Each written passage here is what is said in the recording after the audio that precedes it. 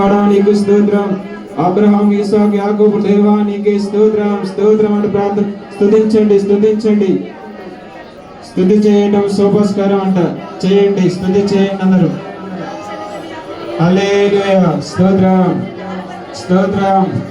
అరే ఉపవాస ప్రార్థన మన జ్ఞాపకం చేసుకున్న దేవా నీకు స్తోత్రం అని ప్రార్థన. స్తుతించండి. అయ్యా మమ్మల్ని సజీవులకు నిలబెట్టుకున్న దేవా నీకు స్తోత్రం అని ప్రార్థన. స్తుతించండి. మీ పరిశుద్ధ ఆత్మశక్తిని ఆరాధనతో మమ్మల్ని తాకండి ప్రభు అంటే స్తుతించండి. అయ్యా మీ ఆత్మతో మమ్మల్ని నింపండి ప్రభు అంటే స్తుతించండి. స్తుతించండి. ఏ బాధతో వచ్చారో ప్రభు అయ్యా ఈ ఆరాధనలో ప్రభు అయ్యా నీ మనసుతో నన్ను నింపండి ప్రభు అంటూ నీ పరిశుద్ధ ఆత్మ చేతితో నన్ను తాకండి అంటూ ప్రార్థన. స్తుతించండి స్తుతించగలరు. అందరూ స్తుతిస్తాం. అయ్యా నిన్నే ప్రేమిస్తాను ప్రభు అంటున్నాను. నిన్నే ఆరాధిస్తాను, నిన్నే స్తుతిస్తాను.